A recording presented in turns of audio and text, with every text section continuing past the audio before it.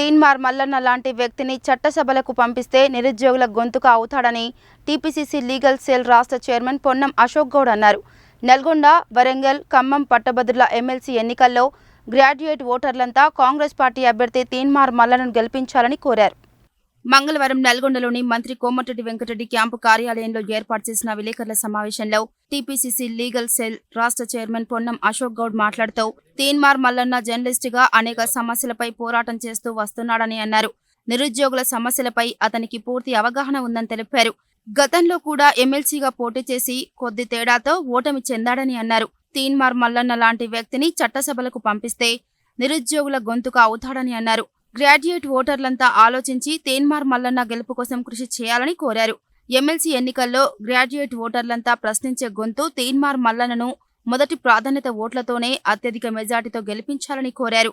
ఈ విలేకరుల సమావేశంలో డీసీసీ అధ్యక్షుడు కేతావా శంకర్ నాయక్, నల్గొండ మున్సిపల్ చైర్మన్ బొర్రి శ్రీనివాస్ రెడ్డి, పట్టణ కాంగ్రెస్ పార్టీ అధ్యక్షుడు Gummala Mohan Reddy, Nalgonda parliament Congress party legal cell convener Nampalli Narasimha, న్యాయవాదులు Meda Mohan Reddy, Lingampalli Srinu, ZPTC Vanguri Lakshmaiah, TPCC legal cell vice chairman Umashankar, కన్వీనర్లు నల్లగంటి రాంబాబు, పొన్నం రవీందర్, జిల్లా రమణారావు, పసుపులేటి ప్రసాద్, సత్యనారాయణ, నాంపల్లి భాగ్య తదితరులు పాల్గొన్నారు.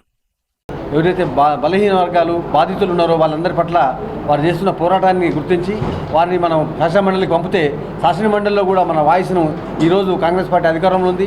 ఎలాంటి సమస్యలైనా వారి మన సభా దృష్టికి తీసుకొచ్చి వాళ్ళ సమస్యలు పరిశీలిస్తారు. కాబట్టి ముఖ్యంగా ఏదైతే గ్రాడ్యుయేట్స్ ఉన్నారో వాళ్ళకి చాలామంది సమస్యలు, నిరుద్యోగం అనేది పెద్ద సమస్య.